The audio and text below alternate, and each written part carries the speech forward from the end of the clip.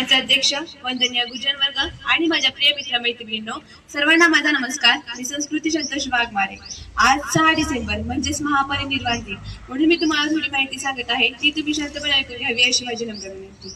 आजचा दिवस फक्त त्या महापुरुषाला आठवण्याचा नाही, तर आजचा दिवस आहे त्या महापुरुषाच्या विचारांना नव्याने उजाळा देण्याचा. आजचा दिवस आहे त्या महामानवाच्या मार्गावर चालण्याचा. आजचा दिवस आहे त्या प्रकाशपुंजाचा प्रकाश आपल्या आयुष्यामध्ये उतरवण्याचा. आज 6 डिसेंबर म्हणजेच महापरिनिर्वाण दिन. आज असा दिवस आहे आपल्या भारत देशाने एक सूर्य गमावला. आपल्या भारत देशाने जरी सूर्य गमावला असला तरी त्या सूर्याची प्रकाश किरणं आज प्रत्येक भारतीयाला मार्ग दाखवत आहे, आणि तो सूर्य आहे डॉक्टर बाबासाहेब आंबेडकर. विद्यार्थी मित्रांनो, जरा विचार करा. ज्या मुलाला वर्गाच्या बाहेर बसवलं जायचं, ज्या मुलाला पहिला पाणी सुद्धा दिलं जात नसायचं, ज्या मुलाच्या मानवी अस्तित्वालाच नाकारलं जायचं, ज्या मुलाला सतत अपमानच मिळायचा, परंतु त्या अपमानातून जन्म घेतला एक प्रश्न, मी कमी का आहे? आणि त्या प्रश्नातून जन्म झाला एका महापुरुषाचा, भीमराव रामजी आंबेडकर. त्यांनी त्यांच्या नशिबाला कधीही दोष दिला नाही, तर त्यांच्या नशिबामुळेच ते पुढे गेले. त्यांच्या नशिबातून त्यांना प्रेरणा मिळाली, शक्ती मिळाली. असं म्हणतात की इतिहासातील प्रत्येक क्रांतीची सुरुवात ही एका वेदनेतूनच होते, आणि या वेदनेतून जन्म झाला भीमाचा. त्यांच्या शाळेच्या प्रवासापासून ते महाविद्यालयाच्या प्रवासापर्यंत हा प्रवास फक्त त्यांचा शिक्षणाचा प्रवास नव्हता, तर आपल्या भारत देशाला एक नवी दिशा दाखवण्याचा, आपल्या भारत देशाला एक नवीन आकार देण्याचा हा प्रवास होता. त्यांच्या घरामध्ये अभ्यास करण्यासाठी दिवा नव्हता, परंतु त्यांचं मन हे प्रकाशाने भरलेलं होतं. त्यांच्याकडे पुस्तकं खरेदी करण्यासाठी पैसे नव्हते, परंतु शिकण्याची जिद्द त्यांच्याकडे अपार होती. ते रात्री उशिरापर्यंत अभ्यास करत असायचे. ते वाचन करायचे, लेखन करायचे. ते स्वतःला घडवत होते, कारण त्यांना माहित होतं जर एक व्यक्ती घडली ना तरच समाज घडणार आहे. त्यांनी संघर्षाच्या मार्गावर जात असताना जितका सामना समाजाचा केला, त्यांनी तितका सामना स्वतःच्या मनातील वेदनेचा सुद्धा केला होता. पण तरी सुद्धा ते म्हणत होते, जिंदगी में अगर आगे बढ़ना है ना तो तकलीफों का सामना करना चाहिए. विद्यार्थी मित्रांनो, वेदना आपल्याला ताकद देतात, ते आपल्याला मोडत नाही.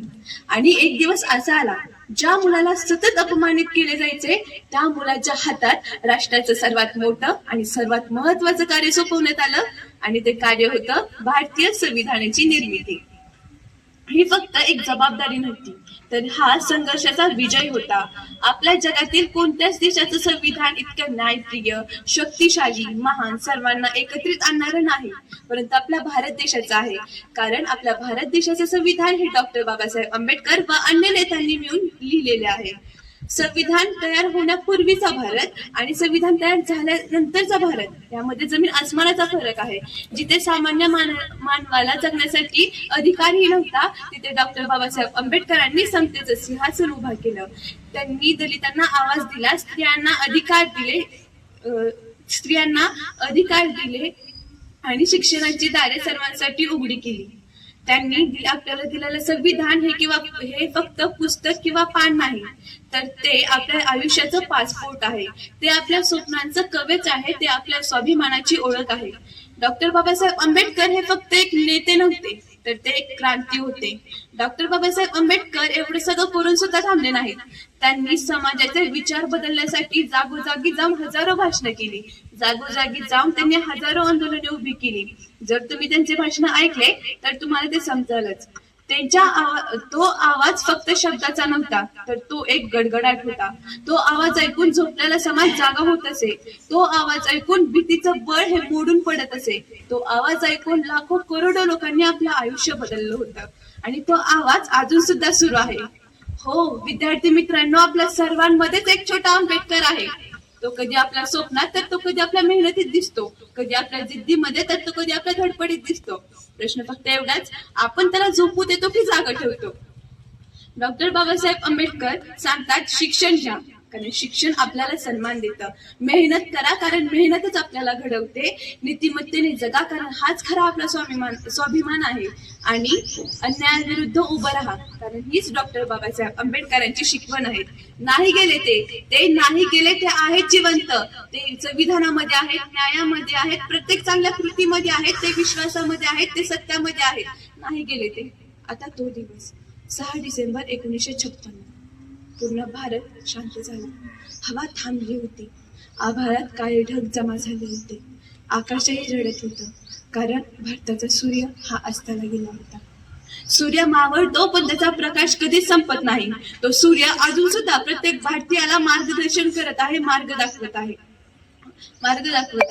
नाही गेले डॉक्टर बाबासाहेब आंबेडकर, त्यांचं फक्त शरीर गेलं, परंतु त्यांची शिकवण, त्यांचे कार्य, त्यांचे विचार अजून सुद्धा प्रत्येक शाळेमध्ये, प्रत्येक पुस्तकांमध्ये, प्रत्येक मानवाच्या मनामध्ये आहेत. जोपर्यंत माणुसकीचा सूर्य उगवतो तोपर्यंत डॉक्टर बाबासाहेब आंबेडकर हे जिवंत आहेत. आज महापरिनिर्वाण दिन आहे. हा दुःखाचा दिवस नसून एक संकल्पाचा दिवस आहे. संकल्प मोठं होण्याचा, शिकण्याचा, सन्मानाने जगण्याचा, स्वाभिमानाने लढण्याचा आणि अन्यायाविरुद्ध उभं राहण्याचा. आणि हीच खरी आपली डॉक्टर बाबासाहेब आंबेडकरांना श्रद्धांजली आहे. जाता जाता मी फक्त एवढेच बोलेन, जगामध्ये अशी कोणतीच गोष्ट नाही जी आपल्याला थांबवू शकते, पण जर आपल्या सगळ्यांच्या मनात डॉक्टर बाबासाहेब आंबेडकरांचे विचार असतील. उंच झेप घे तू, कारण पंख तुझेच आहेत. उंच झेप घे तू, कारण पंख तुझेच आहेत. मोठं स्वप्न पहा, कारण ते तुझ्यात आहे. मोठं स्वप्न पहा, कारण ते तुझ्यात आहे. बाबासाहेबांनी दाखवलेल्या मार्गांवर चाल, कारण तूच भविष्यातला एक शक्तिशाली भारत आहे. जनसंवाद न्यूज, लोकशाहीचा बुलंद आवाज. आमचे सर्व अपडेट मिळवण्यासाठी जनसंवाद चॅनल सबस्क्राईब करा. व्हिडिओ लाईक करा, व्हिडिओ शेअर करा, आपले मत व्यक्त करा. लोकशाहीचा आवाज कायम बुलंद राहावा यासाठी आम्ही कार्यरत असून आमच्या कार्यात आपणही योगदान देऊ शकता. आर्थिक योगदान देऊन सहकार्य करण्यासाठी जनसंवाद चॅनल आजच जॉईन करा.